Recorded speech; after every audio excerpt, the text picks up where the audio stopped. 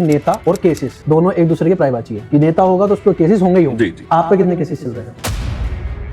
अभी आपने एक विधानसभा में मुद्दा उठाया आरडीएफ को लेकर, हमने इसके ऊपर डॉक्यूमेंट्री भी बनाई। तो ये वाटर पोल्यूशन, एयर पोल्यूशन और सोइल पोल्यूशन करा जा रहा है पूरे मुजफ्फरनगर में। हम मुजफ्फरनगर उद्योग में कितना भी बड़ा नाम कर ले, अगर जीवन ही नहीं होगा तो उद्योग किस काम के होंगे भैया। तो गए, आपने बताया कि आपने वहाँ उसे कवर भी किया है, आप देखिए वहां तो जीवन पे क्वेश्चन मार्क लग रहा है। तो क्या कारण है कि सरकार रोक नहीं पा रही? कितने पैसों का इन्वॉल्वमेंट होगा विधायक? देखिए, सरकार योजनाएं तो चलाती है, लेकिन योजनाओं को लागू कौन करता है? जो इनका सिस्टम है ना, वो फेल है, भ्रष्ट है, महाभ्रष्ट। क्या ये 2027 का मुद्दा बनेगा? बिल्कुल बनेगा। हम लोग मजबूती से इसे उठाने का काम करें। बाबा साहब अम्बेडकर साहब ने भी काफी बार बोला, और उसके बाद चौधरी चरण सिंह साहब ने उस मुद्दे को उठाया, और मायावती ने तो बिल भी लिख दिया था, सेंटर को लिख के भी दे दिया था कि भाई ये करा जाए। वो मुद्दा है डिवीजन ऑफ उत्तर प्रदेश। आज भाई ये तो भारतीय जनता पार्टी का विषय है, आज भारतीय जनता पार्टी की सरकार है, वो फैसला ले इस पे जो लेना हो। कपसाड़ गांव में एक मैटर हुआ, आपने वो देखा होगा, काफी हंगामा हुआ। तो आपका क्या है पूरा मैटर, आपने देखा क्या हुआ? देखिए, कानून को अपना काम करना चाहिए। जो विपक्ष ने राजनीति करी उस वजह से माहौल बिगड़ा। मान लिया इस कमरे में आप मेरे साथ कोई घटना कर रहे हैं या मैं आपके साथ कर रहा हूं। पंकज मलिक जी धार्मिक हैं? मैं तो भगवान में विश्वास करता हूँ। कौन से भगवान को मानते ज्यादा? मैं तो हर एक पूजनीय चीज को मानता हूँ। क्या समाजवादी पार्टी हिंदुत्ववादी है? कौन ठेकेदार है हिंदुत्व का? कौन? बीजेपी लगाती है आरोप, एंटी हिंदू है। हमारे यहाँ भाषा है, हम बीजेपी के घेर में रहते हैं क्या? और हम हिंदू हैं, इनके कहने से हिंदू नहीं रहने के क्या? गौ माता को लेकर आपका क्या स्टैंड है? क्या गौ माता को राष्ट्रमाता होना चाहिए? कर देना, घोषित क्यों ना करें? हमारे तो विधायकों ने कहा था सदन में करें घोषित। 27 में पार्टी आती है तो घोषित क्यों नहीं कर देती? अगर हम आएंगे तो गौ माता की संरक्षा करेंगे। जब पार्टी की मीटिंग होगी बात रखेंगे, हम कह देंगे। हाँ बिल्कुल, जब हमारी पार्टी की मीटिंग होगी कहेंगे आदरणीय राष्ट्रपति से क्या होगा। एक सवाल यह है कि समाजवादी पर एक आरोप लगता है कि जब वो थे तो गुंडा राज था। अरे असली गुंडा राज तो भारतीय जनता पार्टी में भाई साहब। क्योंकि अगर मैं एक हिंदुस्तानी हूँ तो हमेशा मेरा इंटरेस्ट और मेरा स्वार्थ ये होना चाहिए कि हिंदुस्तान आगे बढ़े और हम सब आपसी भाईचारा कायम करके रखें। अगर वो चोरी हुई है तो आप कैसे जीत गए?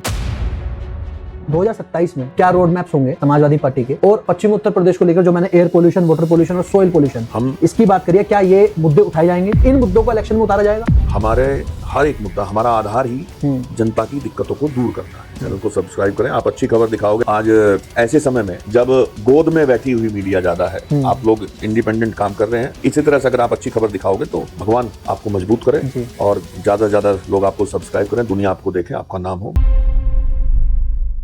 नमस्कार दोस्तों, आज हम आए हैं मुजफ्फरनगर में विधायक पंकज मलिक जी के पास, जो वर्तमान में चरतावल से विधायक है जी। और आज इनसे चर्चा करेंगे काफ़ी सारे मुद्दों पर। तो शुरुआत पंकज मलिक जी आपसे ही शुरू करते हैं। जैसे जी, हम रिसर्च कर रहे थे तो आपने LLB की हुई है जी। तो पॉलिटिक्स से शुरू से ही था कि मेरे को पॉलिटिक्स में आना है, या फिर कुछ? नहीं, ऐसा कुछ नहीं था। एक साधारण बच्चे जैसे पढ़ते हैं ऐसे ही अपना किया सब कुछ। धीरे धीरे जब कॉलेज में आया तो छात्र राजनीति की तरफ इंटरेस्ट हो गया। छात्र राजनीति में आए लोगों की मदद की, बच्चों की एडमिशन्स की दिक्कतें होती थी। फिर छात्र संघ चुनाव का आंदोलन चल गया, उसमें यहाँ से यूनिवर्सिटी लड़के लेके जाते थे, तो उसी में धीरे धीरे जुड़ते चले गए। फिर यहाँ पंचायत हुई, तय हुआ मैं चुनाव लड़ूंगा, MLA का चुनाव लड़ गया मैं LLB करता जी। जैसे आपका परिवार शुरू से राजनीतिक रहा है, आपके पिताजी भी काफी बड़े राजनेता हैं, वर्तमान में सांसद हैं वो मुजफ्फरनगर से जी। तो इसका भी प्रभाव रहा कि राजनीति में आना है, कि ऑलरेडी घर में है, पिताजी हैं तो मुझे भी इधर ही जाना है? नहीं, ऐसा नहीं था। मैंने बताया धीरे धीरे लाइन बनती चली गई। ऐसा कोई प्लान भी नहीं था? ऐसा कोई प्लान नहीं था कि लड़ना ही लड़ना है।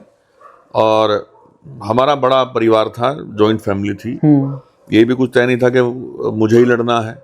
अच्छा। मेरे ताऊजी पहले चुनाव लड़े 2002 में, फिर परिवार ने तय किया कि उपचुनाव में मुझे लड़ाएंगे। पंचायत हुई हमारे क्षेत्र में, उपचुनाव में लड़ा कांग्रेस के टिकट पे 2004 में जी।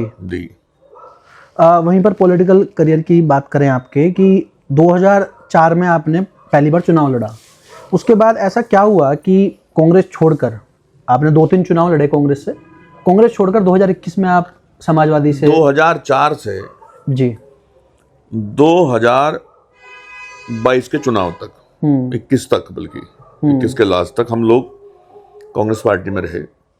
अब परिस्थितियां होती हैं, जो भी उस समय पिताजी ने निर्णय लिया, हमारे वर्करों ने, कार्यकर्ताओं ने निर्णय लिया, वो आपके सामने है। मैं समाजवादी पार्टी में हूँ। तो मतलब कांग्रेस में लगने लगा कि भविष्य नहीं है, मतलब उत्तर प्रदेश नहीं, उसके संदर्भ में हमने कोई ऐसी बात नहीं की और ना ही हमने कोई कमेंट किया। मैंने बताया कि तो राजनीति में जो लोग साथी होते हैं, जो राजनीतिक और सामाजिक हमारे परिवार के सदस्य हैं, उन सब ने निर्णय लिया सारी स्थिति को देख करके। जो उन्होंने निर्णय लिया उसमें हमने माना उन्हें, चूंकि अकेला कोई व्यक्ति राजनीति नहीं कर सकता। सही बात है। लंबे समय वो लोग हमारे साथ रहे, 18-19 साल हम कांग्रेस में रहे, सब लोगों ने साथ दिया, बड़े बड़े कार्यक्रम, अच्छे चुनाव हम लड़े, एमएलए भी रहे। तो जो हमारे साथियों ने निर्णय लिया, हमारे कार्यकर्ताओं ने, हमारे क्षेत्र के जिम्मेदार लोगों ने, उसे हमने माना।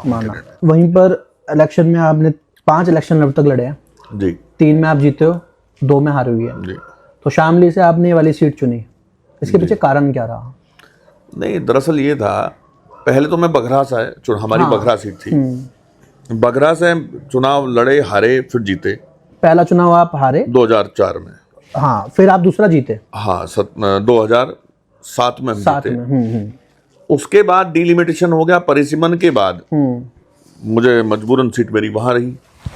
शामली जो परिस्थितियां थी, शामली चुनाव लड़ा, शामली अलायंस में चुनाव लड़ा, 2012 में जीता, वहां के लोगों ने बड़ा साथ दिया। 2017 में फिर वहीं लड़ा, विपरीत परिस्थितियां थी। जिस अलायंस से हम चुनाव लड़ रहे थे, उस अलायंस के बड़े नेता हैं, उनके पुत्र चुनाव लड़ गए, उन लोगों का भी वहां प्रभाव है। वोट आपस में बटा, मैं चुनाव हार गया, लेकिन लड़े मजबूती से हम लोग वहां। और फिर अगला जो चुनाव था उसमें भी हम वहीं तैयारी कर रहे थे, लेकिन गठबंधन हुआ 2022 में। गठबंधन में आदरणीय हमारे नेता राष्ट्रीय अध्यक्ष जी ने यहाँ लड़ने का निर्णय लिया, हम यहाँ चुनाव लड़े। और समाजवादी पार्टी का जो परफॉर्मेंस फैल रही है, जीती नहीं थी सीट, यहाँ के लोगों ने समाजवादी पार्टी को बड़ा प्यार दिया और मैं चुनाव जीता 2022 में। वहीं पर हम बात करें कि जब हम आपके बारे में रिसर्च कर रहे थे तो हमने मतलब एक आज के समय एक सभी लोगों की मानसिकता हो गई है कि नेता और केसेस दोनों एक दूसरे के पर्यायवाची है, कि नेता होगा तो उस पर केसेस होंगे ही होंगे। जी जी। आप पे कितने केसेस चल रहे हैं? मेरे पे कोई आपराधिक मामला नहीं है, जो भी मामले हैं वो मेरे पे पॉलिटिकल हैं। कोई आचार संहिता का मामला है। कितने हैं टोटल? कुछ तो अंदाजा होगा। 3-4 मामले होंगे। बट हमारी रिसर्च में तो एक ही मामला निकला, वो भी आरपीएफ वाला। नहीं, वो तो खत्म हो गया। खत्म हो गया? रेलवे वाला ना? रेलवे वाला, हाँ, वो तो खत्म हो गया। क्या था वो फिर भी मामला? थोड़ा उसमें रेल रोको एक अभियान था। अच्छा, उसमें था। उसके अलावा कोई छोटे मोटे मामले होंगे, वो भी आचार संहिता वगैरह के। वहीं पर जैसे आप यहाँ पर आए चरतावल में, तो यहाँ के क्या क्या इश्यूज हैं जो आपने देखे और सोल्व किए? यहाँ देखिए, बहुत अच्छी विधानसभा है। हमारी पुरानी विधानसभा बघरा के भी गांव इसमें आते हैं। दरअसल यहाँ बघरा ब्लॉक, चरथावल ब्लॉक और सदर ब्लॉक, 3 ब्लॉकों के गांव से मिलकर के विधानसभा बनी है। यहाँ गांव के अंदर का विकास कम था और बहुत बड़े बड़े गांव ऐसे जहाँ बहुत बड़ी संख्या में हम लोगों को पैसे लगाने पड़े। पैसे का मतलब डेवलपमेंट कराना पड़ा। पैसे का मतलब फंड, गवर्नमेंट से आया हुआ फंड हो। संपर्क मार्गों का निर्माण हमने बड़ी संख्या में यहाँ करा है। यहाँ धीरे धीरे हमने अस्पतालों की तरफ प्रयास किया।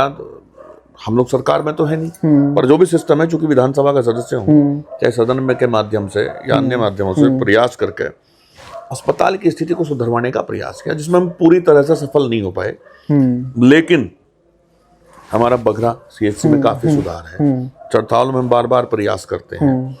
मैंने लोगों की मदद के लिए हमारे यहाँ लगभग 4 महीने हेल्थ एटीएम लगवाए अपने डेवलपमेंट फंड से।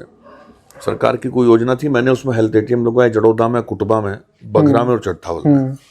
अब इनका तो सिस्टम इतना खराब है कि सुचारू रूप से उन्हें भी नहीं चला पा रहे। पर हम लोग चाहते हैं कि हमारे क्षेत्र में लोगों को दिक्कतें ना हो, खासतौर से स्वास्थ्य को लेकर के, पढ़ाई को लेकर के। जो भी समय समय पे दिक्कतें आती हैं, हम उनमें खड़े रहते हैं और प्रयास करते हैं। शिक्षा, स्वास्थ्य, रोजगार, इस पर काम करा गया आपकी तरफ से? बिल्कुल, पूरा प्रयास मेरा है। और एक सबसे बड़ी बात है, हम जन संवाद को खत्म नहीं होने देते। एक नेता पे जो जिम्मेदारी होती है, साथ साथ भाई जो संवैधानिक रूप से जिम्मेदारियां वो तो है ही हैं, साथ साथ ये भी जिम्मेदारी है कि उसकी जनता के बीच में क्या चल रहा है और जनता जब चाहे बात कर सके। अभी आप मेरे साथ बैठे तो मैंने फोन बंद किया, नहीं तो लगातार मेरा फोन चल रहा था। और हम लोग संवादहीनता नहीं रखते, जन संवाद हमारे यहाँ होता रहता है। लोग आए, फोन करें, लगातार हम लोग प्रयास करते हैं किसी ना किसी रूप में जनता के साथ रहें, लोगों के साथ जुड़ कर रहे हैं। ऐसे नहीं है कि फोन मिलाए जा रहे, विधायक जी कहाँ हैं पता ही नहीं। ऐसा नहीं है। और अच्छी बात यह है कि लोग हमें अपना मानते हैं। लोग नाराजगी भी जताते हैं तो हम आराम से सुनते हैं, हमें कतई ये महसूस नहीं होता कि हम सांसद या विधायक हैं तो हमें हमारे से ऐसे बात नहीं करनी चाहिए। नहीं, उनका अधिकार है, जो चाहे कहें, सम्मान के साथ कहें। कहीं विरोध भी अगर हमारा होता है तो हम वहां चले जाते हैं, जाकर के बात करते हैं, कमियां होती है उसे सुधारने का प्रयास करते हैं।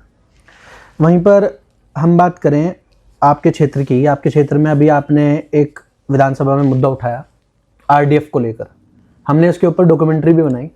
हम गए उस क्षेत्र में, भोपा रोड की साइड, और वहाँ पर हमने देखा क्या हालत है उन गाँवों की और किस तरीके से पोल्यूशन लगातार बढ़ता जा रहा है, टायर तक जलाए जा रहे हैं वहाँ पे। आप तो विधायक को, आपको ज़्यादा पता होगा। तो ये वाटर पोल्यूशन, एयर पोल्यूशन और सोइल पोल्यूशन करा जा रहा है पूरे मुजफ्फरनगर में। तो आप विधायक को, आपने आवाज़ तक उठाई, तो इसके पीछे आपने और क्या क्या काम किए? देखिए, अधिकारियों से बात की समय समय पे, इसमें जो हम कह रहे हैं उससे आने वाले समय में जनता का तो भला होगा ही होगा। पर मैं ये कहता था, मैंने सदन में भी ये कहा जी कि आप उद्योग चला रहे हैं, आपको सरकार ने परमिशन दी, नियमानुसार आप चलाएं, जो संयंत्र लगना वो लगाएं। अगर संयंत्र लगेंगे तो ना लोगों को दिक्कत होगी। आप बताइए, आरडीएफ के नाम पे क्या आ रहा है? कूड़ा। यहाँ छापा मारा, छापे में उसमें पता लगा डेड बॉडी मिली, हाँ, जानवरों की। हाँ, अब मतलब ये इस लेवल का अगर काम होगा तो गलत है। अच्छा, हम लोग, हमारी यही मांग है, मुजफ्फरनगर की जनता को अधिकार है कि उसे अच्छी हवा मिले, अच्छा पानी मिले, अच्छा वातावरण हो। नहीं तो हम मुजफ्फरनगर उद्योग में कितना भी बड़ा नाम कर ले, अगर जीवन ही नहीं होगा तो उद्योग किस काम के होंगे भैया? यहाँ तो सच्चाई, आप तो गए, आपने बताया कि आपने वहां उसे कवर भी किया है, आप देखिए वहां तो जीवन पे क्वेश्चन मार्क लग रहा है। नई नई बीमारियां, किसी के फोड़ा हो जाता है, किसी को कोई दिक्कत, कैंसर, एकदम से हार्ट फेल हो जाते हैं, बहुत दिक्कतें वहां हैं। तो ये आवाज हमने उठाई और अगले आने वाले सत्र में और इस बीच में जी, जब मैं अधिकारियों से मिलकर के इस आवाज को और मजबूत करने का काम करूंगा। वो कैसे, मतलब विधानसभा में और उठाओगे आवाज? बिल्कुल, सदन में भी, और अधिकारियों से मिलकर के कहेंगे कि यहाँ आप सिस्टमेटिक, देखो उद्योग भी जरूरी है। अपनी गाइडलाइन के हिसाब से सरकार एक गाइडलाइन बनाती है जब किसी उद्योग को परमिट करती है, उसके हिसाब से वातावरण शुद्ध रहे, पर्यावरण को देख करके, पानी को देख करके उस तरह से फैक्ट्रियां चलें तो बेहतर होगा। यही हम लोग मजबूती से आवाज उठाएंगे। और खासतौर से आरडीएफ के नाम पे जो ये जहर आ रहा है, कूड़ा आ रहा है, बिल्कुल जहर है, बिल्कुल ये कूड़ा जो आ रहा है, इसको खत्म करने की बात प्रशासन ने भी की है, यहाँ के कुछ नॉन पॉलिटिकल संगठन भी लगे हैं, और मैं भी उस आवाज को मजबूत करने का काम करूंगा। और व्यापारियों ने भी कहा था कि हम आरडीएफ फूकेंगे। मैं इंटरव्यू देख रहा था, हाँ। उन्होंने भी आरडीएफ की बात की थी। वो भी नहीं कहते कि हम आरडीएफ के अलावा कुछ और कर रहे हैं। तो जो कोई ला रहा है कुछ और, वो ना लावे, अच्छी बात है, उसके खिलाफ हम जो लोग और लगे। विधायक हैं यहाँ इसी क्षेत्र के, वो कहाँ पर हैं? आप एकमात्र दिखते हो, आपने सदन में मुद्दा उठाया, औरों को मतलब कोई चिंता नहीं है इस क्षेत्र की? देखिए, मैं औरों के बारे में कुछ नहीं कह सकता, पर जहां तक मेरी सोच और समझ है, मुझे जो दिख रहा है, और मैं भी गया था भंडूरा गांव में, हाँ, उसी गांव में डॉक्यूमेंट्री बनाई है। आंखों में जलन थी, इतनी बुरी स्थिति थी, बहुत बुरी, बहुत खराब स्थिति, और फसलों का नुकसान, नस्लों का नुकसान, नुकसान ही नुकसान हो रहा है। आने वाली पीढ़ी, वो बता रहे थे कि किसी को कैसा रोग हो जाता है, किसी को कैसा रोग हो जाता है। तो मुझे तो दिखा, तो मैंने वो किया। और समाजवादी पार्टी के यहाँ सांसद हैं, इसीलिए हम लोगों ने समाजवादी पार्टी के कार्यकर्ता के नाते मुजफ्फरनगर के पूरे जनपद के लोगों की दिक्कतों को सुन करके सदन में उठाने का प्रयास किया। ये आपने उठाया, बट जो सांसद साहब हैं आपके पिताजी, तो ये दिल्ली में भी उठाई जाएगा मुद्दा? और उठाया था पोल्यूशन का, पोल्यूशन का उठाया था पहले, बट हाँ, अभी जैसे रफ्तार उठाएंगे, और उठाया भी था। जो हिंडन नदी है हमारे क्षेत्र में, वो पोल्यूट कर दी गई है इन्हीं कंपनी और इन फैक्ट्रियों के द्वारा। तो जो आसपास के उन नदियों के पास गांव हैं, सब वो वहां से ट्यूबवेल से पानी ले रहे हैं, वो सब पानी कैंसर से मुक्त आ रहा है। वो सबके हर घर में कैंसर के पेशेंट्स मिलते जा रहे हैं, खासकर मुजफ्फरनगर ये घसीट है सबसे। क्यों हो रहा है पानी दूषित? ये कर रहे हैं, वाटर अंडर वाटर डाल रहे हैं। बिल्कुल। तो क्या कारण है कि सरकार रोक नहीं पा रही? कितने पैसों का इन्वॉल्वमेंट होगा ये विधायक? देखिए, सरकार योजनाएं तो चलाती है, लेकिन योजनाओं को लागू कौन करता है? जो इनका सिस्टम है ना, वो फेल है, भ्रष्ट है, महाभ्रष्ट है। जब आप और मैं देख पा रहे हैं कि क्या स्थिति पानी की है, क्या स्थिति वातावरण की है, पर्यावरण की क्या स्थिति, ये नहीं देख पा रहे। ये तो पढ़ लिख करके नौकरी पे गए हैं ना, तो इनमें कहीं ना कहीं खोट है, इनकी सोच में खोट है। ये पैसे लेकर के इस तरह के गलत काम होने देते हैं, और जिसका खामियाजा मुजफ्फरनगर की जनता को भुगतना पड़ रहा है। जैसे आप विधायक हो, तो आपको तो पता होगा कितने पैसों का इन्वॉल्वमेंट है। ये आरडीएफ जलाकर, कूड़ा जलाकर कितना ईंधन बचाया जा रहा है, कितने एक दिन के देखिए, कितना... मैं किसी फैक्ट्री वाले पे आरोप नहीं लगा रहा, मैं मुजफ्फरनगर के किसी भी नागरिक पे आरोप नहीं लगा रहा, लेकिन मुजफ्फरनगर के नागरिकों को जलता हुआ भी नहीं देख सकता। इसलिए जो सिस्टम है, जिनकी निगरानी है, जिनकी निगरानी होनी चाहिए, उनकी निगरानी फेल है और उनमें खोट है। पैसे बचवा रहे हैं तो वे बचवा रहे हैं, यहाँ के कुछ अधिकारी मिले हुए वो जानबूझ करके ये सब कर रहे हैं। क्या ये 2027 का मुद्दा बनेगा? बिल्कुल बनेगा। हम लोग मजबूती से इसे उठाने का काम करेंगे। आप ये उठाएंगे? बिल्कुल मजबूती से जी। हमारी सोच में एक फर्क हो रहा है, हम सिर्फ मुद्दे नहीं बनाते जी। अगर सरकार आई तो हम इसका समाधान करने का भी काम करेंगे 2027 में। बिल्कुल। आज तो हमारे नेता बहुत दूरगामी सोच के नेता हैं और वो बहुत जनहित के काम उन्होंने पहले भी किए थे। जब लैपटॉप कोई सोचता नहीं था, अच्छे फोन नहीं होते थे, तब लैपटॉप बांटने का काम उन्होंने किया था, जिससे नौजवानों की पढ़ाई अच्छी हो सके और हमारे आने वाली पीढ़ी मजबूत हो सके। तो वो सब काम हम लोग करेंगे, मजबूती से करेंगे। 27 में अगर समाजवादी आती है तो ये एयर पोल्यूशन है, जो ये आरडीएफ जल रहा है, ये बंद हो जाएगा? इसकी गारंटी लेते हैं आप? बिल्कुल। हमारे नेता आदरणीय अखिलेश यादव जी की यही सोच है कि जो भी काम हो वो नियम से हो और जो भी इनके नियम बनते हैं उनके अनुसार उद्योग चलेंगे। ये मेरा वादा है आपसे। हम लोग सत्ता में आए तो मजबूती के साथ हम लोग काम करेंगे और मेरा मकसद किसी के उद्योग को बंद करना नहीं, मेरा मकसद है, ये कह सकता हूं कि यहाँ से पोल्यूशन खत्म होगा अगर हम सरकार में। 350-400 के करीब रह रहा है। कह रहा हूं पोल्यूशन खत्म होगा, पोल्यूशन पे हम बहुत मजबूती से काम करेंगे। मतलब दिल्ली जितना पोल्यूशन यहाँ झेल रहे हैं, यहाँ पर गाड़ी भी कम है क्योंकि ये फैक्ट्रियां हैं और ग्रीन बेल्ट भी है। ग्रीन बेल्ट है, हम खेती करते हैं प्रॉपर। नहीं, बिल्कुल। वहीं पर हम बात करें कि जैसे मैंने खेती की बात करी, हमारा प्रदेश हरी क्रांति प्रदेश है, यहाँ पर गन्ना बूता है, हर एक तरीके की फसल होती है। किसानों की क्या समस्या है? क्योंकि जगह आपके बहुत सारे इंटरव्यूज हैं किसानों के लिए। किसानों को समय समय बड़ी दिक्कतों का सामना करना पड़ता है। देखिए, मिल वाले तो शोषण करते ही करते हैं, मिल के साथ साथ जो इनका सिस्टम है सरकार का, जब बुआई की जरूरत होती है, जब खाद की जरूरत होती है, जब खाद नहीं मिलता, मतलब बड़ी कमी रहती है। कोई भी उर्वरक लेने जाए लंबी लाइन लगती है। ये पता नहीं क्या करते हैं। हम मंत्री से बात करें, सदन में जवाब आता है कि कोई दिक्कत नहीं है, और यहाँ मिलता नहीं। यूरिया के लिए बहुत लंबी लंबी लाइन लगी थी भाई साहब, बहुत लंबी लंबी, बहुत खराब स्थिति है। और अच्छा, जिस तरह के बीज होने चाहिए इस तरह के बीज नहीं है। ये किसान के हित में ऐसा कोई काम नहीं करते। एक बार ये बता दें, इन्होंने शोध संस्थान खोल रखे हैं, ये बता दें कि जो बीज उगाने के लिए किसान को ज्यादा कीटनाशक डालने पड़ते हैं, ऐसा कोई इन्होंने बीज उगाया जिसमें कीटनाशक की आवश्यकता ना हो? ऐसा कोई सिस्टम बनाया जिससे धरती ऐसी हो सके कि उसमें बीज की जरूरत ना हो और नुकसान ना हो, किसान की फसल बढ़े? भाई, बढ़ाने का तो कोई भी काम नहीं किया इन्होंने। सही समय पर दाम नहीं देते, बहुत खराब स्थिति है। बजाज ग्रुप देख लो, पूरे पश्चिम उत्तर प्रदेश में, पूरे उत्तर प्रदेश में बजाज ग्रुप का पैसा आज भी बकाया है पिछले साल का। ये बात करते हैं 14 दिन के भुगतान की, ये कहते हैं हम गन्ना एक्ट के अनुसार काम करेंगे। गन्ना एक्ट में नियम है 14 दिन में अगर किसान का भुगतान नहीं होता है जी, तो 14 दिन के बाद ब्याज सहित मूल्य मिलेगा और मिल मालिकों के खिलाफ कार्रवाई होगी, उनके खिलाफ कार्रवाई को मुकदमा दर्ज होकर के जेल जाने का काम होगा। पूरे प्रदेश में एक को भी नहीं भेजा इन्होंने, एक को भी नहीं भेजा। सिर्फ कानून है, सिर्फ बात कहने की है। सदन में अभी हम लोगों ने सवाल उठाया, तो जब मैंने सवाल उठाया उनका जवाब आया, हमने 100% भुगतान कर दिया। मेरे पास डाटा था। उन्होंने कहा कि हमने 100% भुगतान कर दिया। मैंने कहा इतना करोड़ रुपए बकाया है। फिर उन्होंने कहा पिछले साल का हमने कर दिया। मैंने बताया इस साल का बकाया है। हर फैक्ट्री पे है, 14 दिन में कहीं भी नहीं कर पा रहे, बहुत दिक्कत है। अच्छा, एक बात बताओ भैया, ये पूरी किसान बेल्ट है, किसान पे या कॉमन मैन पे एक पैसा अगर सरकार का हो, आम आदमी पे और किसान पे, तो सरकार के तहसील से लोग आएंगे, आकर के बेइज्जत करेंगे, उसे पकड़ कर लेकर के जाएंगे और जेल भेज देंगे। इन्हें जेल क्यों नहीं भेज रहा कोई? ये किसान का पैसा रखे बैठे। बहुत खराब स्थिति है। किसान को तो बहुत दिक्कतें हैं जी। कायदे में तो किसान का एक बड़ा ऊंचा स्थान होना चाहिए था। भाई, किसान अन्न पैदा करता है, दुनिया अन्न खाती है, आगे बच्चों के भी भरण पोषण में पूरी दुनिया ही खा रही, खाना कौन नहीं खा रहा? अच्छा, सारी चीजें इनसे बनती हैं। और किसान के लिए, किसान के नाम के लिए क्या है? बहुत बड़ा प्रश्न चिन्ह जी, कुछ नहीं हो जी। वहीं पर हमने देखने को मिला कि अभी सरकार ने गन्ने के दाम बढ़ाए, और उससे पहले आपने बोल दिया था कि बढ़ाने पड़ेंगे। हाँ, बिल्कुल। वो इंटरव्यू देखा था मैंने। तो ऐसा क्या प्रेशर बनाया कि सरकार को बढ़ाने पड़े? देखिए, सरकार जो है दोहरी नीति से काम करती है। मैंने अभी थोड़ी देर पहले आपको कहा कि सरकार मुद्दे छोड़ती है, मुद्दों को खत्म नहीं करती। सरकार गरीबों का नाम तो लेती रहेगी पर गरीबी खत्म करने का काम नहीं करेगी। वही है, किसान को बद से बदतर बनाने की तरफ ये लेके जा रहे हैं। मेरे भाई, चुनाव का साल है, भाव तो इन्हें बढ़ाना था किसान के यहाँ। ये वही पार्टी है जिसने कहा था कि हम किसान की आय को दुगनी करने का काम करेंगे। वही पार्टी है ये, कहा था।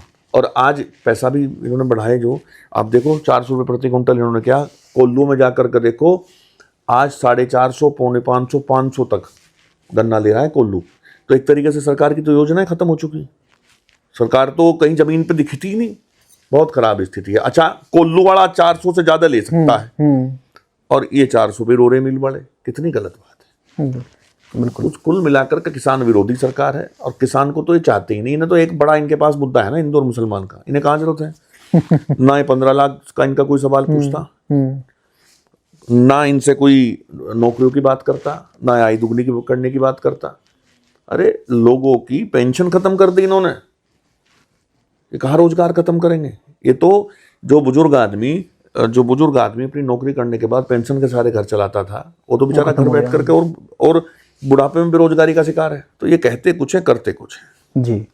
वहीं पर एक बहुत पुराना मुद्दा है पश्चिम उत्तर प्रदेश का, और बाबा साहब अम्बेडकर साहब ने भी काफ़ी बार बोला, उनकी किताबों में भी लिखा है, और उसके बाद चौधरी चरण सिंह साहब ने उस मुद्दे को उठाया, और मायावती ने तो बिल भी लिख दिया था, सेंटर को लिख के भी दे दिया था कि भाई ये करा जाए। वो मुद्दा है डिवीजन ऑफ उत्तर प्रदेश, 3 विभाग में काटा जाए उत्तर प्रदेश को डेवलपमेंट के पर्पज से। आज भाई ये तो भारतीय जनता पार्टी का विषय है, आज भारतीय जनता पार्टी की सरकार है, वो फैसला ले इस पे जो लेना हो। आपका क्या समर्थन है, आपका इस मुद्दे पर क्या कहना है? मैंने बताया ना, भारतीय जनता पार्टी लावे तब समर्थन की बात हो ना, जब सदन में लावेंगे। लेकर तो आवे, सदन में लेकर आवे तब समर्थन की बात हो कि लेकर आवे।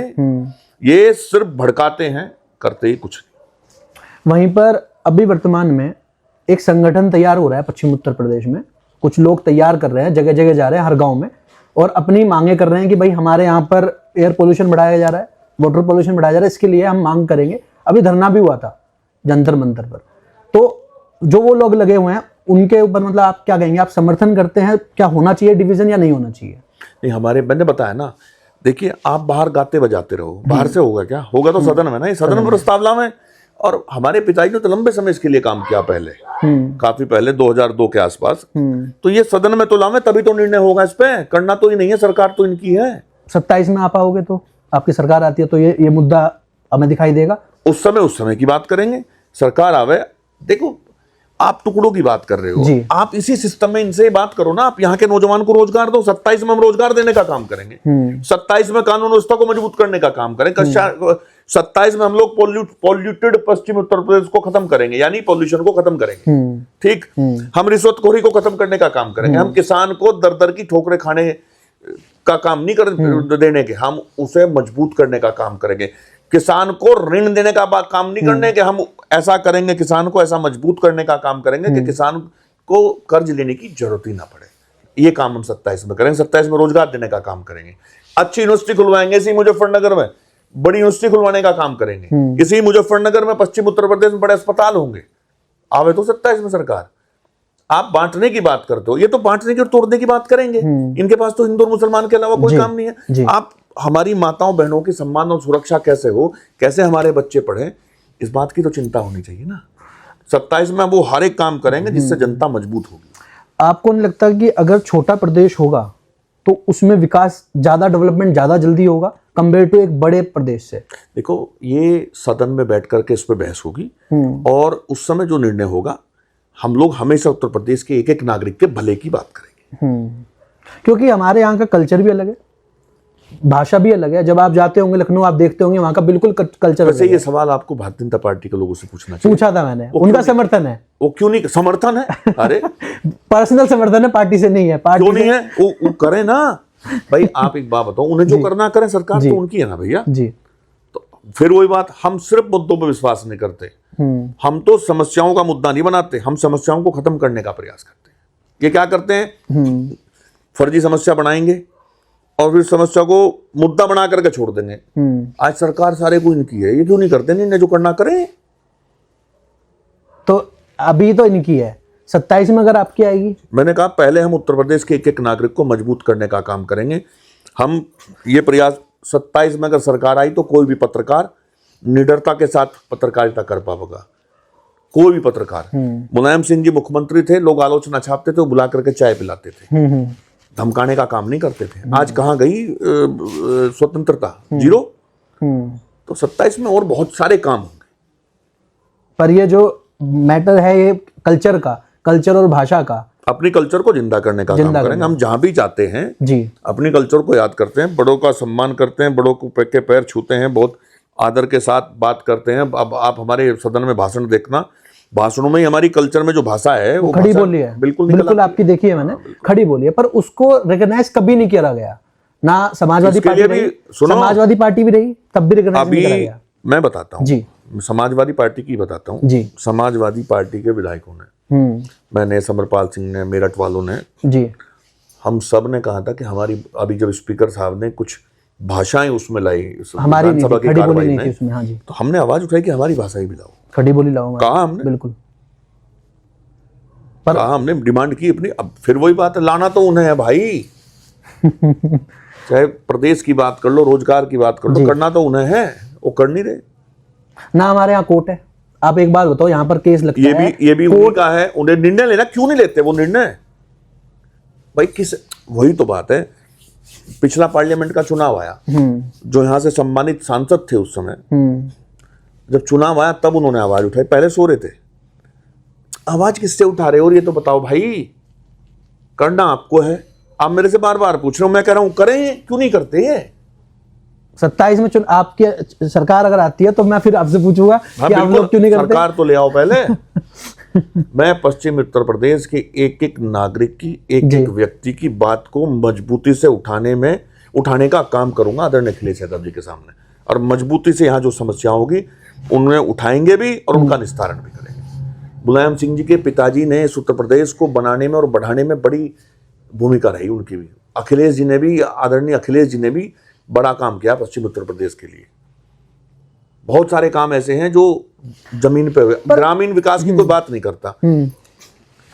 ग्रामीण विकास के लिए जनेश्वर मिश्र जी के नाम पे एक योजना थी और लोहिया जी के नाम पे योजना थी। आज कहाँ है?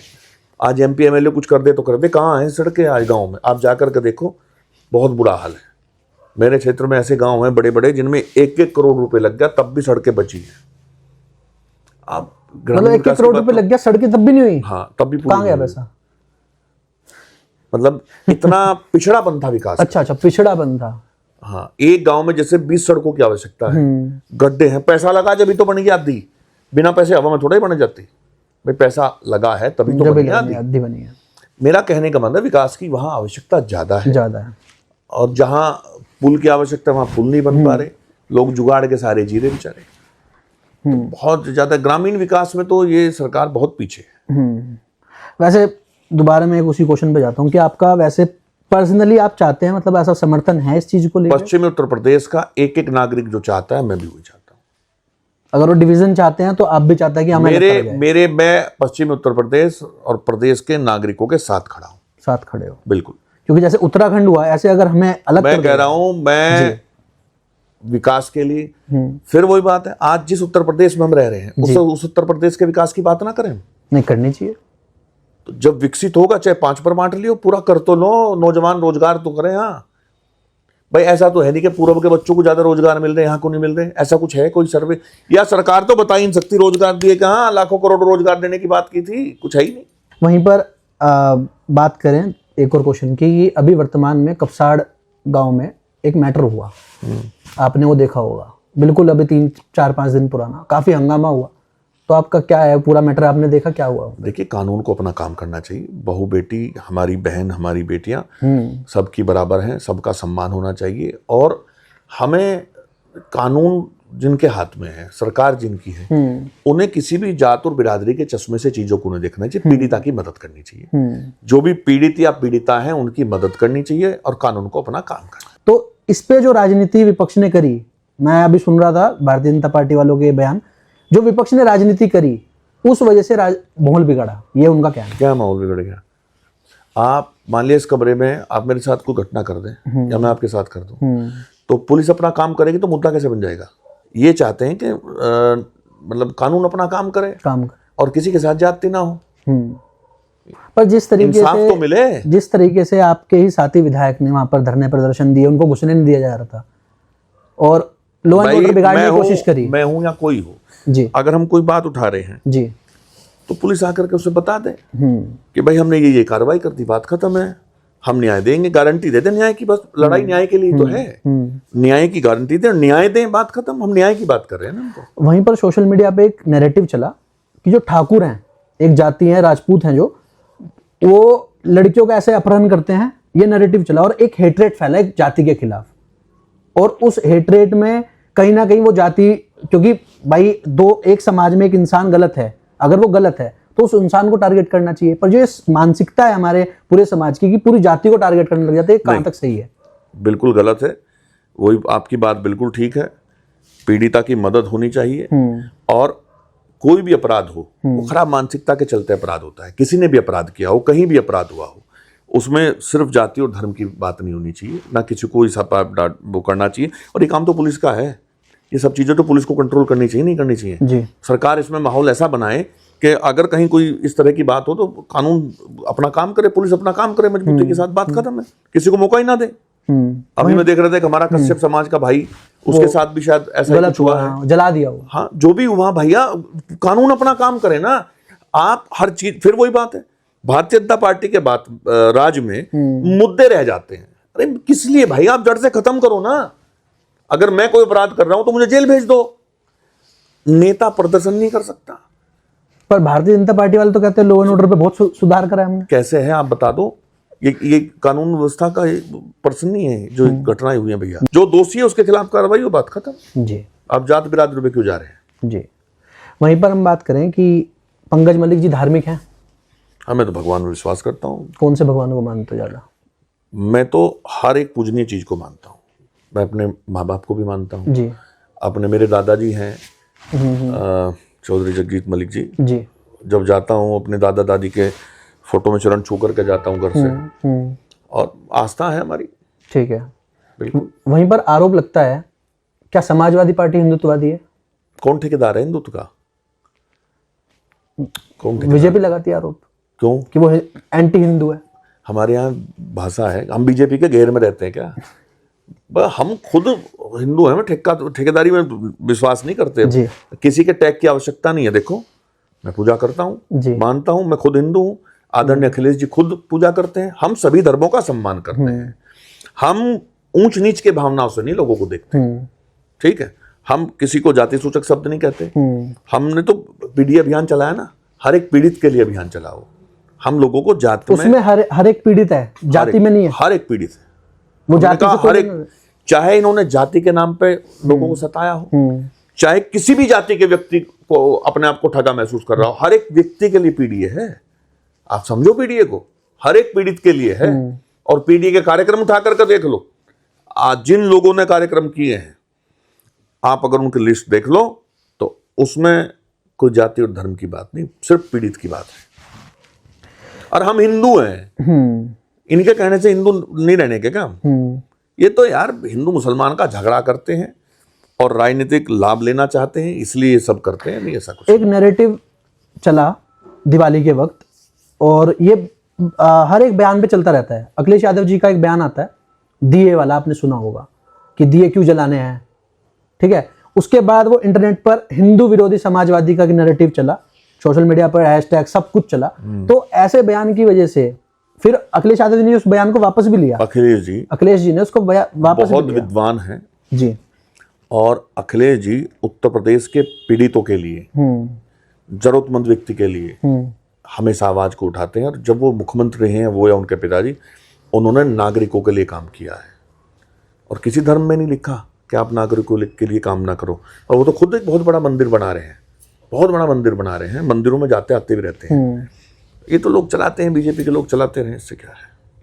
बाकी एक सवाल और है, गौ माता को लेकर आपका क्या स्टैंड है? क्या गौ माता को राष्ट्रमाता होना चाहिए? कर देना घोषित, क्यों ना करें। हमारे तो विधायकों ने कहा था सदन में, करें घोषित।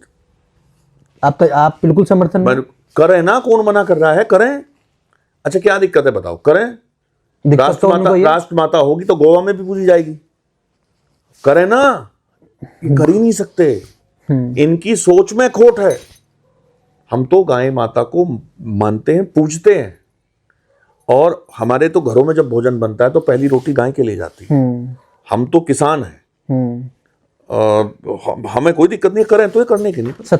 27 में पार्टी आती है तो घोषित क्यों नहीं कर देती? अगर हम आएंगे तो गौ माता की संरक्षा करेंगे। जब पार्टी की मीटिंग होगी बात रखेंगे, हम कह देंगे क्या हो गया। हाँ बिल्कुल रखेंगे। जब हमारी पार्टी की मीटिंग होगी कहेंगे आदरणीय राष्ट्रपति से क्या हो गया कि गौ माता को राष्ट्रमाता घोषित करो। वैसे प्रदेश का विषय नहीं, पर कहेंगे हम, ये प्रदेश का विषय है, भारत सरकार करे जी, पर राष्ट्रमाता न कर तो राज्य माता कर दो, जैसे हम तो जैसे महाराष्ट्र में हुई। आप हमें इस पे घेर ही नहीं सकते, क्योंकि हम तो किसान और हमारे यहाँ तो पशु की भी पूजा होती है जी।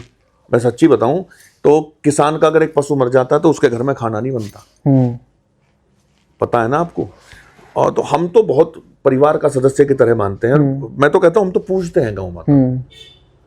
हम बेवजह के गौ भक्त नहीं, हम तो ईमानदारी से गौ माता को पूजते हैं और अपने परिवार से, अपने बच्चों से ज्यादा ध्यान रखते हैं जी। तो हमें कोई दिक्कत नहीं है, रखें, करें। मैंने कहा ना, मैं आदरणीय राष्ट्रपति जी से भी अनुरोध करूंगा, इस बात को उन्हें कहूंगा 27 के चुनाव के लिए। बिल्कुल कह देंगे, क्या हो गया। ठीक है। वहीं पर ये तो बताना ये कब कर रहे हैं घोषित गोवा में गाय कब पूजी जाएगी बता दें, उधर के प्रदेश में कब पूजी जाएगी बता तो दें। वहां तो सरकार है इनकी, इनके किसी मुख्यमंत्री का बयान आया था हम तो खाएंगे, आया था ना, मैं नाम भूल रहा हूं उनका, मुख्यमंत्री जी है किसी स्टेट के। अब ये स्पष्ट करें घोषित, इस पर राजनीति नहीं करनी चाहिए। ये हिंदुस्तान के नागरिकों की भावनाओं का प्रश्न है, आस्था का प्रश्न जी। इसे तो इन्हें बड़ा दिल करके घोषित कर देना चाहिए। क्या कारण है? और आपके चैनल के माध्यम से मैं ये बता दूं भाई, भारतीय जनता पार्टी की सरकार है, केंद्र की सरकार को घोषित करना है, वो करें। हम तो मांग कर रहे, करें। आप भी समर्थन करेंगे? आप ये कह रहे हैं? मैं कह रहा, मैं मांग कर रहा हूं, समर्थन के बाद ही तो मांग होगी भैया। हाँ, बिल्कुल बिल्कुल। तो 2-3 सवाल हो रहा है। एक सवाल ये है कि समाजवादी पर एक आरोप लगता है कि जब वो थे तो गुंडा राज था, जगह जगह लूट खसोट होती थी, काफी सारी घटनाएं गिनवाते हैं सोशल मीडिया के माध्यम से। क्या हो रहा, आपने 2-3 मामले में मेरे से बात करी ये लॉ एंड ऑर्डर फेलियर बताते हैं आपके टाइम में। नहीं, अब क्या है, ये फेलियर नहीं है, किसी खराब मानसिकता के व्यक्ति ने कोई केस कर दिया या कोई घटना होगी, घटना ऐसी होगी कि उसमें प्रश्न चिन्ह लग रहे हैं, ना तो घटना स्पष्ट कर पा रहे, ना उस कश्यप परिवार को न्याय दिला पा रहे, और जातियों को भिड़ाने का प्रयास कर रहे। ये किसकी कमी है? अरे असली गुंडा राज तो भारतीय जनता पार्टी में भाई साहब। यहां बहुत सारे सम्मानित नेतागण अधिकारियों से बात नहीं कर सकते, ये स्थिति है। यहां तो पूरा गुंडा राज है, मतलब पूरा गुंडा राज। हाँ, पूरा गुंडा राज है यहाँ तो। प्रदेश में अफसरशाही हावी है, जमीन की हकीकत नेताओं को जो दिल्ली और लखनऊ बैठे उन्हें नहीं पता। जो ये कहते हैं, जो अफसरगण भेजते हैं लिख करके, उसी को वो मानते हैं। इसीलिए तो भाषणों में बहुत मजबूती के साथ कहते हैं कि यहाँ गुंडा राज नहीं है, जबकि असली गुंडा राज। तो यहाँ के विधायकों, जो इनके ही विधायक है, उनकी भी पावर नहीं है? आप अलग जाके पूछ लेना उनसे, वो बता देंगे अपनी पीड़ा। मैं क्यों बताऊं भाई उनसे पूछ लो जाके उनकी पीड़ा, वो बता देंगे आपको सारी बात। वहीं पर हम बात करें, वर्तमान में पूरे उत्तर प्रदेश में SIR चल रहा है, क्या मत है इसके ऊपर आपका? समाजवादी पार्टी हर परिस्थिति में उत्तर प्रदेश के नागरिकों के साथ खड़ी है, किसी के साथ बुरा ना हो। आदरणीय राष्ट्रीय अध्यक्ष जी ने पूरा अध्ययन किया और अपने लोगों को SIR के लिए लगाया, और पूरा प्रहरी के रूप में समाजवादी पार्टी के कार्यकर्ता आज भी निगाह रखे हैं कि ये बेवजह किसी की वोट ना काटे, और वोट बनाने का अभियान भी समाजवादी पार्टी के लोगों ने लगाया। हम तो पूरी निगाह रखे हैं। 2003 की समीक्षा कर रहे हैं लोग, ठीक है। हम 2003 से पहले दिल्ली रहते थे, मेरा पूरा परिवार, और 2003 के बाद हम मेरठ शिफ्ट हो गए। हमारा गांव यहीं खतौली के पास पड़ता है। हम मेरठ शिफ्ट हो गए तो 2003 के उन्होंने कहा कि भी प्रूफ्स दो, तुम्हारे बड़ों ने, तुम्हारे पिताजी ने जहाँ पर वोट डाला है उसके प्रूफ दो। हमने वो प्रूफ ला के दे दिए BLO को। उसके बाद हमें कॉल आता है, अभी तक हमें पता नहीं हमारी कटी या नहीं कटी वोट, अभी मैं निष्कर्ष पे नहीं हूँ कि कटी या नहीं कटी। हमने प्रूफ भी दे दिए, तो प्रूफ में यह साबित होता है 2003 से पहले वो विधानसभा थी हस्ताल, उसके 2 विभाजन हो गए दिल्ली में, एक उत्तम नगर होगी, एक विकासपुरी होगी। तो वो कंप्यूटर पे चढ़ नहीं रहा है, तो इस वजह से हमारी वोट होल्ड पर है। अभी लिस्ट तो आई नहीं है, फाइनल लिस्ट जब आएगी जब हमें पता चलेगा हमारी वोट बची या नहीं बची। सिस्टम पे तो क्वेश्चन मार्क आपने लगा दिया, तो इनडायरेक्टली मैं तो बांग्लादेशी हो गया भाई, बांग्लादेशियों की वोट काटी जा रही है तो ना, ये बात समझना चाहिए ना। तो मैं तो बांग्लादेशी हो गया। और हिंदुस्तान के नागरिकों को समझना चाहिए कि सिर्फ खेल करते हैं। अच्छा, SIR का तो पता ही नहीं भी नहीं था होना क्या है इसमें, मुझे तो ऐसा लग रहा इन्हें भी नहीं पता तो था। वोट तो कट गई हमारी, अगर अभी पक्का नहीं है कटी नहीं कटी, पर उम्मीद तो है कट भैया हम समाजवादी लोग हैं, आप अपनी डिटेल भेजना, हम आपकी भी लड़ाई लड़ेंगे। हम वोट नहीं लड़ेंगे। कटने देंगे। हाँ बिल्कुल कटने नहीं देंगे। कैसे काट देंगे, इन्हें कोई अधिकार ही नहीं वोट काटने का, क्यों काट देंगे ये वोट? 2003 के बाद ही क्या बांग्लादेशी आए हैं, ये सवाल है। क्या उससे पहले कोई बांग्लादेशी नहीं था यहाँ? यहीं कुछ गांव में कुछ लोग ऐसे रहते थे, उनका उल्टा है, उन्होंने 2003 का भी दिखा दिया और बांग्लादेशी है। और उल्टी सीधी बात ये कर रहे हैं। मुद्दा इन्हें तो मुद्दा बनाना है बस, और कुछ नहीं करना। इन्होंने देखा नहीं आपने, कावड़ यात्रा में कोई आदेश इन्होंने किया था कि हिंदुओं के नाम पे, मतलब हिंदू बोर्ड लिखना, देवी देवताओं के नाम पे बोर्ड नहीं लगेगा। आदेश सरकार ने किया, तो लागू किसे कराना था? सरकार को। यहाँ एक संगठन है, उस संगठन के लोग जाने लगे, किसी को ये कह दिया जाकर के कि भैया कपड़े खोल के दिखाओ हिंदू मुसलमान, मतलब इस तरह की हरकतें। ये यही हुआ मुजफ्फरनगर में? हाँ मुजफ्फरनगर में हुआ। मैंने तो सदन में भी अपनी बात रखी थी। हालांकि प्रशासन ने उस समय सख्ताई की, उस समय की सख्ताई, लेकिन बाद में। अब मैं आज आपके चैनल के माध्यम से कुछ ऐसा बोल जाऊं कि जिससे लोगों की भावनाएं आहत हों और लोगों में गुस्सा आवे, तो ये कहीं ना कहीं उत्तर प्रदेश में आग लगाने की तो बात होगी। मेरा कोई स्वार्थ तो है नहीं, मेरा स्वार्थ तो इस बात में है, चूंकि अगर मैं एक हिंदुस्तानी हूं जी, तो हमेशा हमेशा मेरा इंटरेस्ट और मेरा स्वार्थ ये होना चाहिए कि हिंदुस्तान आगे बढ़े और हम सब आपसी भाईचारा कायम करके रहें। जी। ये लोग चाहते ही नहीं, उल्टे सीधे बयान देंगे, गलत सलत बयान देंगे, यही काम है इनका। ये वोट चोरी वाला जो मुद्दा है वो इससे कनेक्टेड दिखता है आपको? स्पष्टीकरण तो को दे नहीं पाई भाजपा। बहुत सारे, महाराष्ट्र का चुनाव हो, दिल्ली का या बिहार का चुनाव हो, दिल्ली का चुनाव हो, बहुत सारे दलों ने लिखित में शिकायतें की, आज तक उस पर कोई काम तो हुआ नहीं। क्यों नहीं हुआ? एक आदमी की 4-4 जगह वोट है, जो दिल्ली में जिसने वोट डाली वो बिहार भी डाला है। भाई स्पष्टीकरण तो दें, बतावें तो सही। जब ये इतने दूध के धुले हैं और ये कहते हैं वोट चोरी नहीं होती, और क्या है ये? आरोप तो लगे हैं ना, उनका जवाब दें। ये कहते थे कि आप तो सिर्फ आरोप लगाते हो, इसीलिए तो हम लोगों ने SIR को मजबूती से लेकर के चले हम लोग और अपना वोट बनवा रहे हैं। पर ये तो सिर्फ देखिए, इनका उद्देश्य सिर्फ और सिर्फ सत्ता हासिल करना है और ये उसी पे लगे रहते हैं और इनका कोई उद्देश्य नहीं है। आप देखो ना, ये हिंदुस्तान है। महाराष्ट्र में महाराष्ट्रियन कुछ लोग किसी भी दल के आएंगे, वो कह देंगे कि अन्य प्रदेशों के लोग जाओ। हिंदुस्तान नहीं है क्या ये? हाँ, भाषा वहाँ भाषा की लड़ाई लड़ाना चाहते हैं। यहाँ जातियों में लड़ाई कराई थी हरियाणा में, यहाँ धर्म में लड़ाई करा रहे हैं। तो ये परिस्थितियां हैं इनकी। ये तो सिर्फ और सिर्फ सत्ता हासिल करना चाहते हैं, कोई तरीका इनका है। अच्छा, ये जो SIR हो रहा है, इसी में मैं दोबारा आ रहा हूँ, और वोट चोरी जो है, ये जो वोट चोरी अगर हुई है, मतलब एक सवाल आपसे है कि अगर वोट चोरी हुई है तो आप कैसे जीत गए? मतलब 22 में वोट चोरी हुई है, जहां का हमने सवाल किया था जी, उस पर जवाब क्यों नहीं, बिहार का क्यों नहीं बताते? आप वोट चोरी का मुद्दा खुद मेरे सामने लेके आए, मैंने जिक्र नहीं किया जी। आपने जुलाई जो खामियां थी, मैंने उस पर आपको कहा जहां खामियां हैं वहां तो स्पष्टीकरण देना इनका धर्म है। वोट चोरी हो रही है, बता दे दिल्ली, मुझे आप उलझा नहीं सकते मेरे भाई।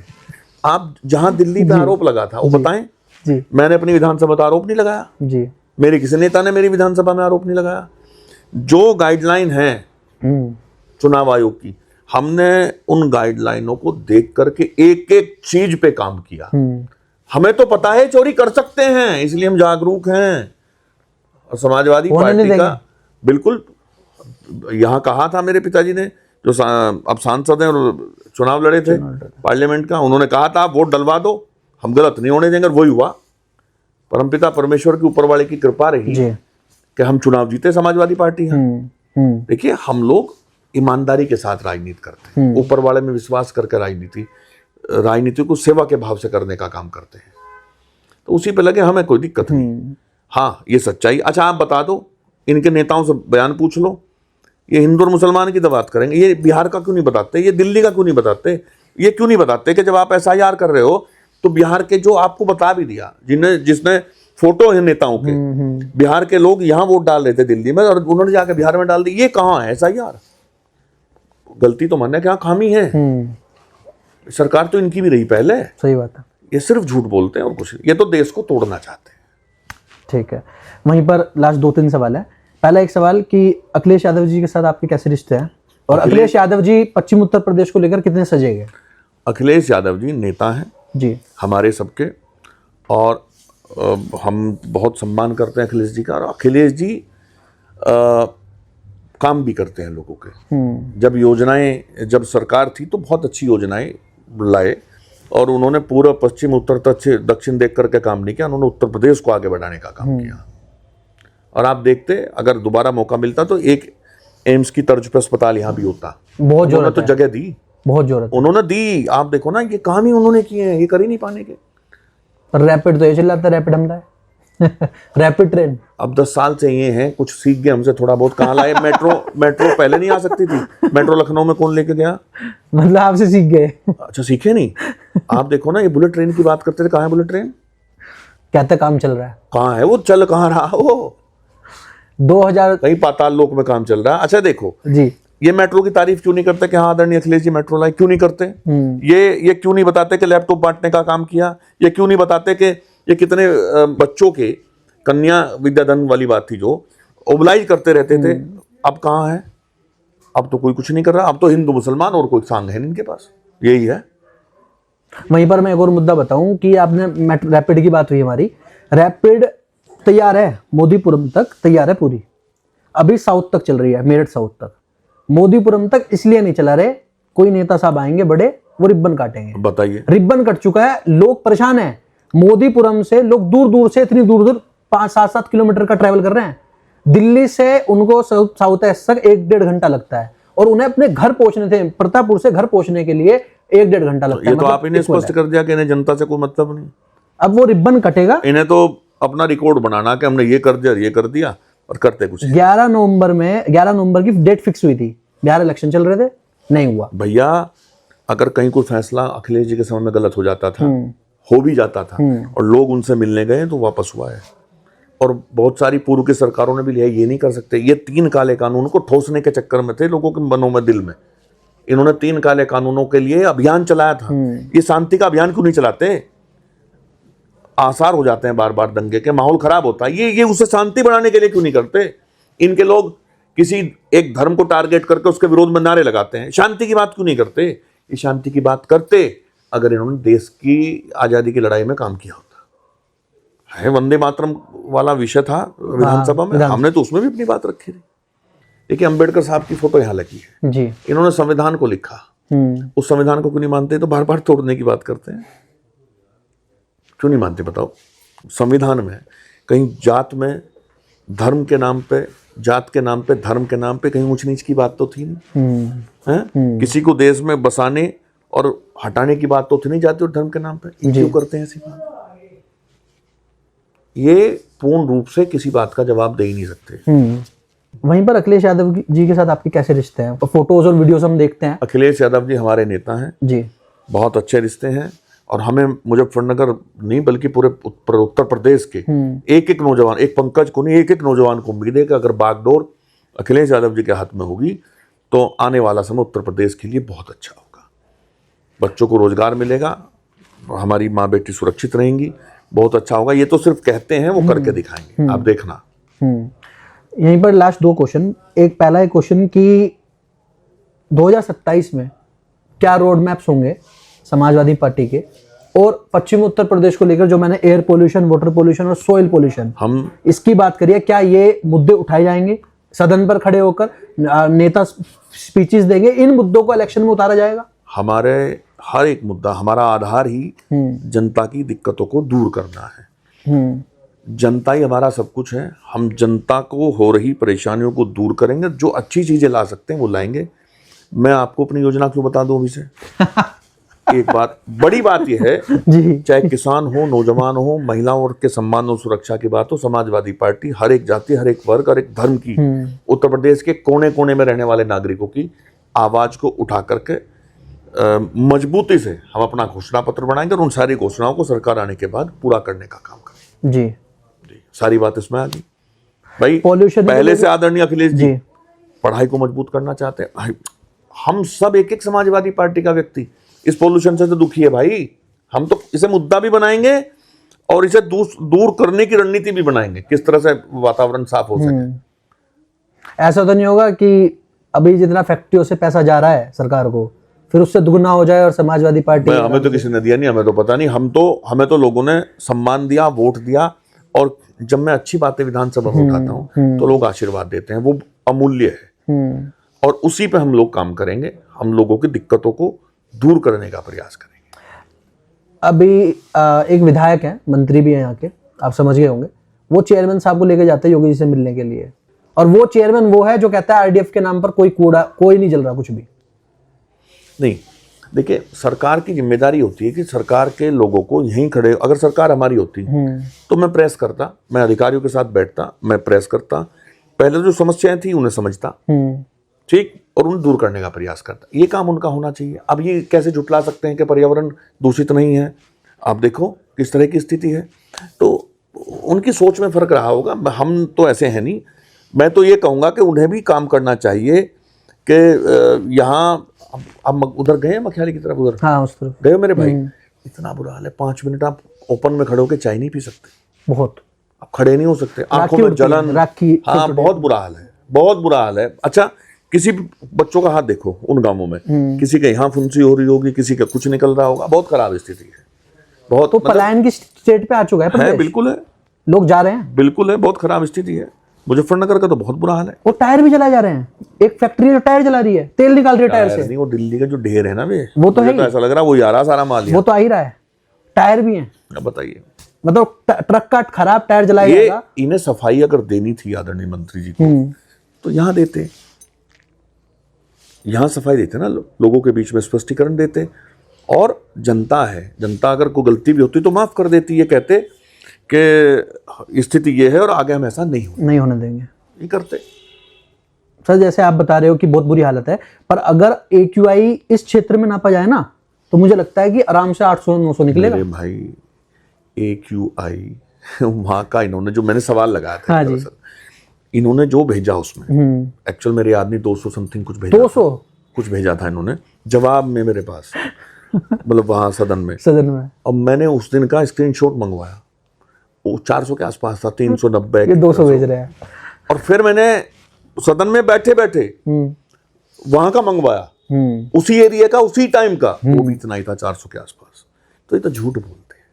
अब नेताओं को भी कम से कम, चाहे सत्ता के हों चाहे विपक्ष के हों, आज जिनकी जिम्मेदारी ज्यादा, उनकी जिम्मेदारी ज्यादा बनती है जो आज सत्ता में है, उन्हें भी ध्यान रखना चाहिए और इनके झूठ को पकड़ करके उनके खिलाफ कार्रवाई करानी चाहिए थी। मैंने सदन में उठाया था, आश्वासन दिया सरकार ने कार्रवाई करने का, जिसने झूठा बयान, हाँ, जिसने झूठ सूचना वहां दी है, झूठ सूचना जिसने वहां दी है, उसके खिलाफ कार्रवाई करने का आश्वासन दिया मुझे मंत्री जी ने उस समय। तो ये स्थिति है कि ये स्पष्टीकरण जनता में इन्हें बात करनी चाहिए, जा रही है वहां, पता नहीं समझ से बाहर है।